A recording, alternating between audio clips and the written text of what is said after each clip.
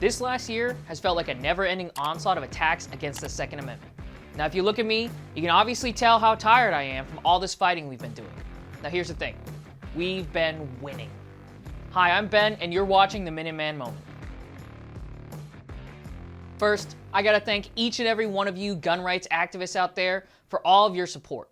My job would be impossible without your support, whether it's calling Congress, donating to our legal battles, or telling the ATF just how you feel about their wave of seemingly unending new rules. Today, we're going to be doing one of our end-of-year recaps to highlight not only the fights that we took, but the victories that we won. Now, I won't lie.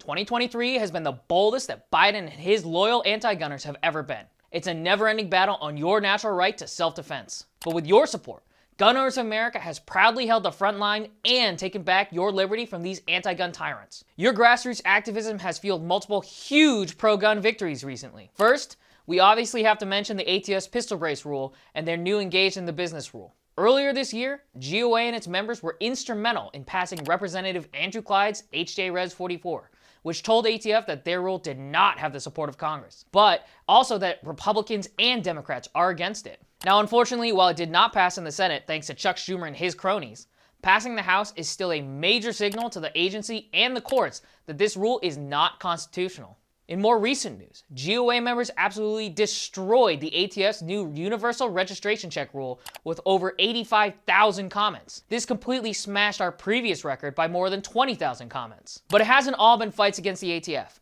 We've been keeping Congress in line too. One of the biggest victories we've had has been removing a permanent reauthorization of the Undetectable Firearms Act from the military's annual authorization. This plastic gun ban is now scheduled to expire on February 2nd, and we're getting ready for a fight on this nearly 40-year-long infringement. We also defeated the sneaky senators from pushing an assault weapons ban, universal background checks, and a separate 3D printing ban. They tried to infringe on your rights without a single vote. But thanks to our friends like Senator Mike Bass-Lee, Senator Ted Budd, and Senator John Barrasso, we were able to block the anti-gunners from their tricks. And in one of our longest-running fights, the VA's fiduciary rule, which stripped veterans of their Second Amendment rights for simply getting a financial advisor, it's finally breathing its last breaths thanks to Chairman Mike Boss and Senator John Kennedy.